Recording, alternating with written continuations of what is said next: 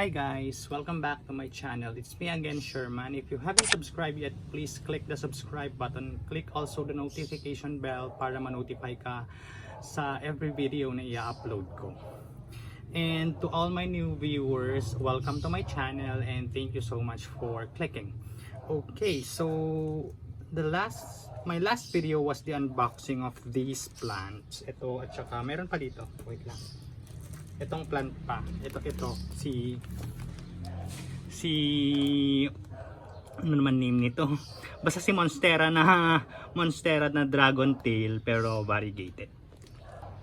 And here are my anthuriums. So ayan, napahanginan ko na sila ng mga 2 to 3 hours. Ipa-plant ko na sila and I'm gonna mix my soil mix na. So I have here my materials already. Nasa paligid ko lang yung mga materials ko. So ito yung mga ipa-plant natin today. So ito naman is namulot na ako kanina ng mga twigs dyan sa may ilalim ng puno, and then nilagyan ko na to. And then I have here yung mga dahon ng santol dati na yung parang nung last kasi nga ang santol nagpapalit siya ng dahon every year. So nag-iipon ako and then nilalagay ko lang siya sa isang plastic, and then ito na nangyari sa kanya. At ganito na siya ngayon. So ayan, nag-iipon lang ako para at least may magamit akong parang compost. So magdadagdag ako ng ganyan. Parang 1 year na to guys, and then yung texture niya. Ganyan yung itsura niya. 1 year na to and nagdecompose na. So magdadagdag lang ako niyan. And then bumili din ako sa my garden shop kanina ng ganito. Yung coco coco cubes at saka coco fiber na may mix ng coco fiber. Magdadagdag din ako mamaya. And then meron din ako dito ng mixture ng rice hull. Mixture din to ng rice hull at saka ng garden soil. So maglalagay din ako ng ganito. Actually guys, ang ginagawa ko na lang is tansya-tansya na lang, kasi nga yung mga monstera ko naman kasi is okay naman sila. Parang ang gagawin ko na lang is imimimik ko na lang kung ano yung ginawa ko dati, kasi ganito din yung ginawa ko. Ayan. And then ilalagay ko na tong lahat na to. Itong lahat. Ay! Yan, tumalsik pa tuloy. Wait lang, pupulutin ko muna sila. Ayan, so ganyan lang. Wait lang, madami pang pumunta ditong mga cubes. Sayang kasi ang mahal-mahal niya. Kukuhin ko lang silang lahat. Yung iba nagdadagdag pa ng perlite or ganyan. Ako kasi may pumice naman akong available. So pumice na lang. Wala na mahal kasi. Medyo mas mahal kasi ang perlite kesa sa pumice eh. Kaya ang substitute for perlite is pumice, or pwede kayo naman maglagay ng pumice at saka perlite, both. You can use both of them. So feeling ko lalagay pa ako nito, itong guard, parang combination ng rice hull at saka ng yung garden soil.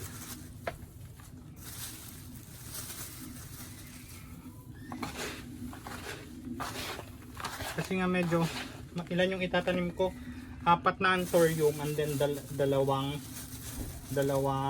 monstera kasi. Kaya magmimix ko ng medyo madami. And medyo malalaki kasi yung gagamitin kong pots para hindi ako maglilipat-lipat ng pots ng halaman kahit na in a year. Okay lang. And then here is my pumice. Ilalagay ko na lang lahat ito. Konti lang to, mga siguro 3 cups.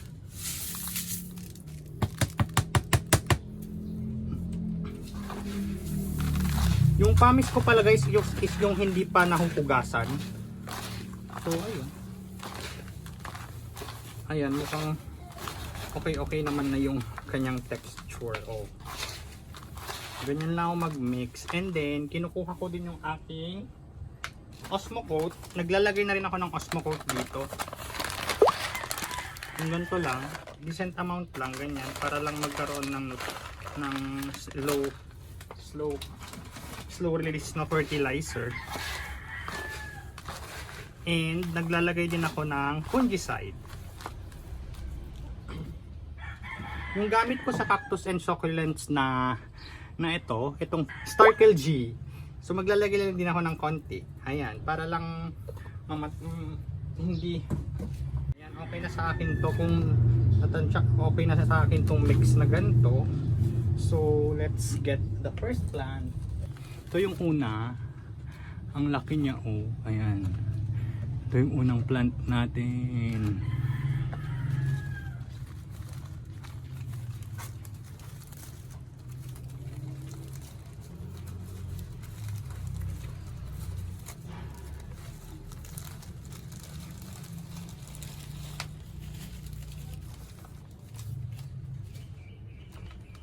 Mukhang healthy naman yung roots ng pinadala ni ate, oo, 'di ba?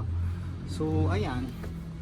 Ay, may naalis na isang dahon. Sayang naman. Pero old leaf na to. So naging 3 na lang yung dahon niya. Okay lang yan.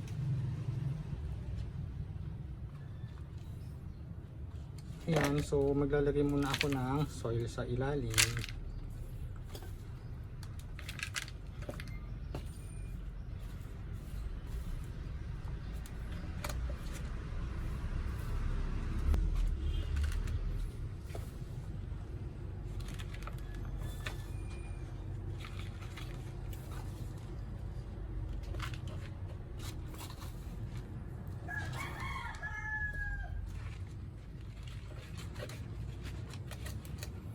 Hindi ko masyadong pinupuno guys para may space pang paglagyan ng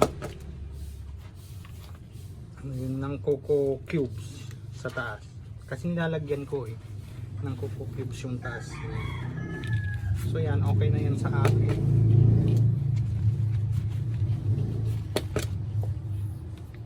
So ganyan siya. Ayan, ganyan yung likod, nakaharap siya. Yung mga dahon niya nakaharap lang talaga dyan. So kapag okay na ako, kapag ganyan dito sa may likod niya is ganyan, kapag kontento na ako sa taas niya, magdadagdag na lang ako ng coco cubes dito sa may taas. So I'm gonna get my coco cubes. Meron akong extra dito, ito yung ganito. And then maglalagay lang ako sa taas niya.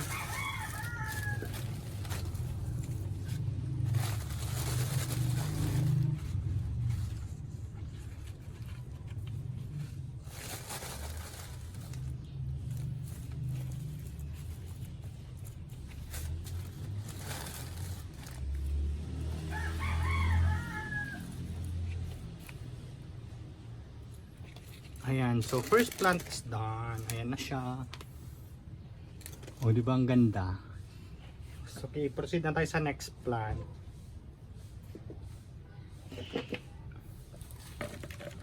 Ito pa din. So, tignan din natin yung roots nito kung maganda. Ito naman medyo nag-yellowish na siya. Oh. Pero sana okay pa din siya. Saan yung gunting ko? Ayan. So, ayan.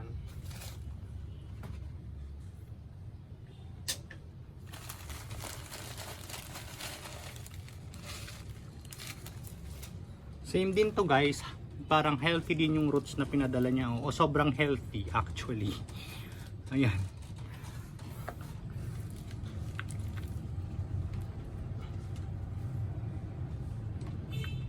So ganyan na lang. This one has 5 leaves na. In fairness, ang dami ng leaf nito.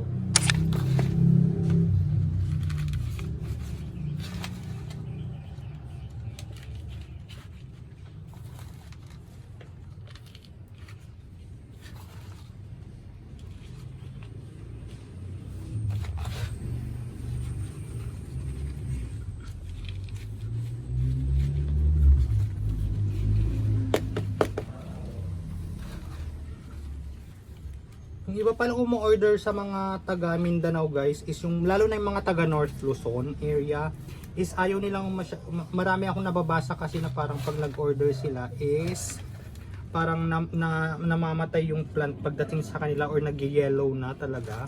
Eh dito kasi sa Metro Manila is parang 1 to 2 days lang naman yung shipping kaya safe naman tong mga to na ipa-ship kung for example ganun. Kung taga Metro Manila ka, hindi naman si seller sa shipping mo, go na. Kasi ang gamit nila, sa akin JNT ang prefer ko kasi mabilis.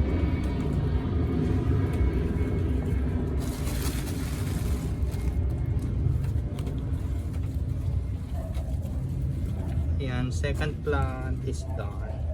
So same din yung gagawin ko sa aking third at fourth plant. Ayan, oh, ang ganda-ganda rin nito, grabe.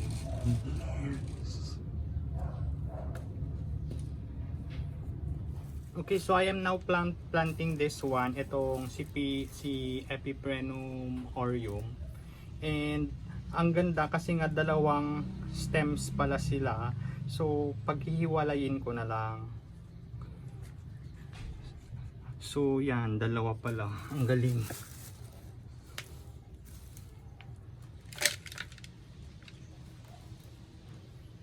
Bibili na lang siguro ako ng pole.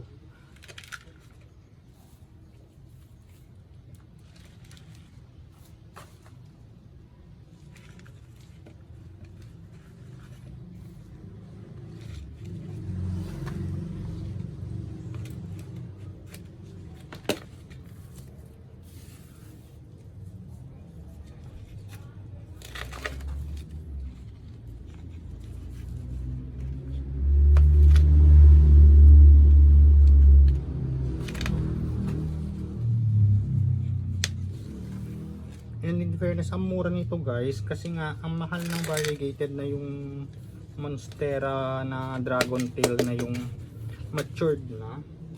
Libo siya. Actually, umabot pa ng 10k, ganyan. Lalo na yung puti, yung albo. At saka hindi rin kasi common itong parang yellow ang kulay. So yun. Kaya ako bumili din. Meron na ako nung albo, binili ko lang din nung kailan lang. Pero nag-iisa lang yung plant kong albo. Okay, we're down to the last plant na for ngayon. Actually, pwede nga siyang ihiwalay, oh, pero ayoko na. Okay na to. Papalaguhin ko muna siya.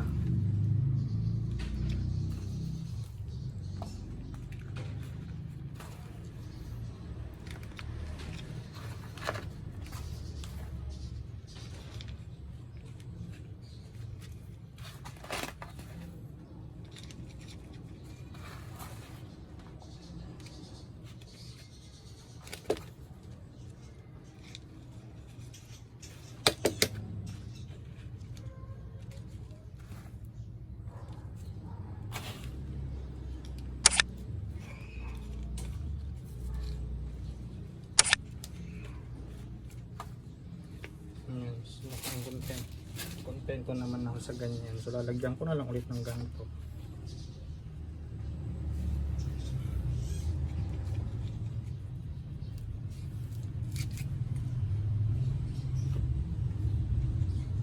Itong fibers guys, binigay lang ni seller ko, so i-recycle ko na lang din kasi ang mahal-mahal ng ganito dito sa Maynila. Parang 35 pesos ang liit-liit, parang isang plastic lang na yung 5x5 ganun. So ayun, kaya medyo mahal eh. Ayan, so I'm done planting lahat. So papakita ko na sa inyo, wait lang. So ayan, ay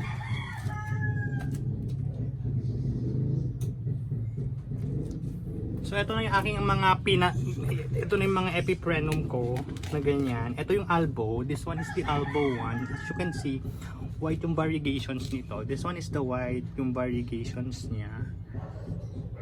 So yan yung albo. This is the aurea.